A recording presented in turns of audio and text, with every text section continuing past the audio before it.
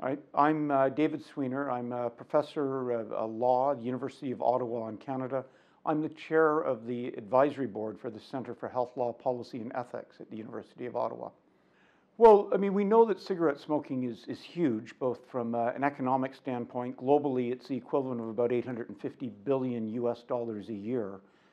It's about 1.1 to 1.3 billion users worldwide of cigarettes. And we have other products, as we see here in India, of biddies. We have Kretex in Indonesia. We have lots of oral tobacco products in addition to that. But we're seeing disruption in the marketplace now as new products come in that can replace the lethal products. So we've seen this historically in Sweden, where the majority of the market now is a low-risk oral product called snus. We've seen that product take off in places like Norway, which has reduced cigarette smoking by half in just 10 years. We've seen Japan, where a quarter of the cigarette market disappeared in just a little over 2 years because of a heated type product that has now replaced cigarettes for many people. Iceland reduced smoking by 40% in just 3 years because of substitution, using vaping products, using snus oral products. Over 10% of the US market is now vaping products. Roughly 10% of the UK market is vaping products, 10% of the South Korean market, over 20% of the Japanese market. So we're seeing really significant changes happening. India is fascinating, I mean, for a long time because there's this variety of products. But we've had this anomaly where so many of the products sold in India are particularly toxic, not just the cigarettes, but many of the other combustion products like biddies, but also toxic smokeless products. So there's a wide variety of products, huge toxicity, and many of them can be massively less hazardous or replaced by products that are massively less hazardous. And to date, that hasn't happened. In fact, there have been things done to make it harder to get safer products onto the Indian market. So rather than doing things to put cigarettes at a disadvantage, doing things to put vaping, the safer products at a disadvantage, or protecting the local toxic oral products by keeping out products like Swedish snus, it's very low risk. Well, when we look at the issue of what's happening, the health aspect of nicotine use, we've known for decades that people smoke for the nicotine, but they die from the smoke. It's the inhalation of smoke. It's incredibly toxic. So studies have backed that up, and reputable, prestigious bodies like the Royal College of Physicians in the UK are telling us that vaping products are likely to be at least 95% less hazardous than smoking cigarettes. We know that oral products like Swedish snus have negligible risks compared to the sorts of toxic smokeless products that are being used in places like India. So there's no question that it's possible for people to get the nicotine they want with risks that are tiny. It can be more like consuming tea or coffee for caffeine than what we're currently seeing in the tobacco market. I think one of the biggest problems is understanding this as in a public health context. So even a lot of public health people see this almost like it's a moral thing, that it's a sin for people to be using nicotine and they just have to stop.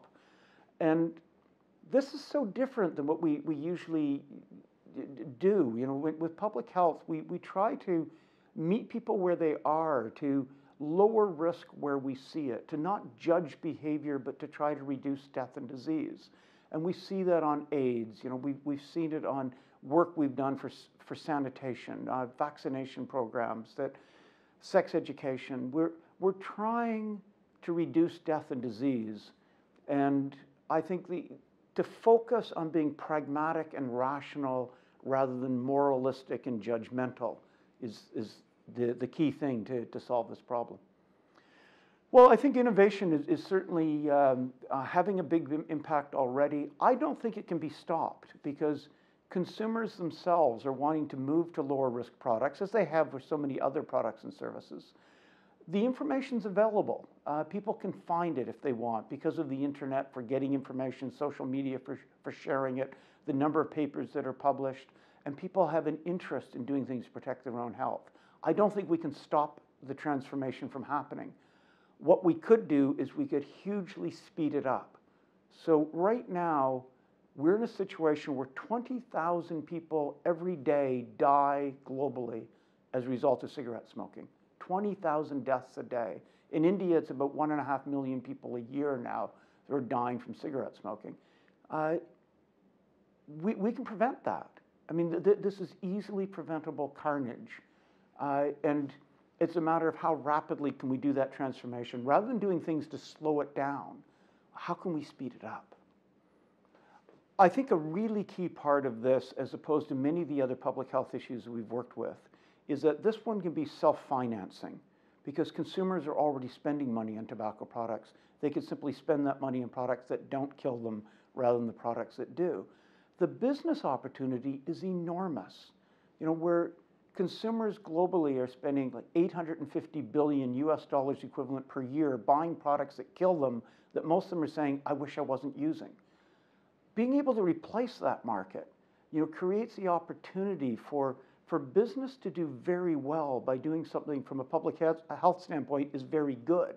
It's the way like refrigeration eliminated stomach cancer in so many countries, that we can do, or vaccinations and the diseases that were ended. We can do something that's self-financing, that allows some people to make large sums of money by doing something that saves an enormous number of lives. And India is in a wonderful position to do that, given that this is a country that's large enough to go to scale with good new products. It's a country that has a vast range of products now, so it could look at a range of alternative products that would not only solve health problems here, but could then solve health problems globally. So doing something that creates huge, new, successful, high-tech companies in the domestic market that then go international. Just like we've seen before with countries that move to sanitary food manufacturing, or science-based pharmaceuticals, or safer automobiles, or new areas of technology. The opportunities are enormous, and it's just a matter of seizing them.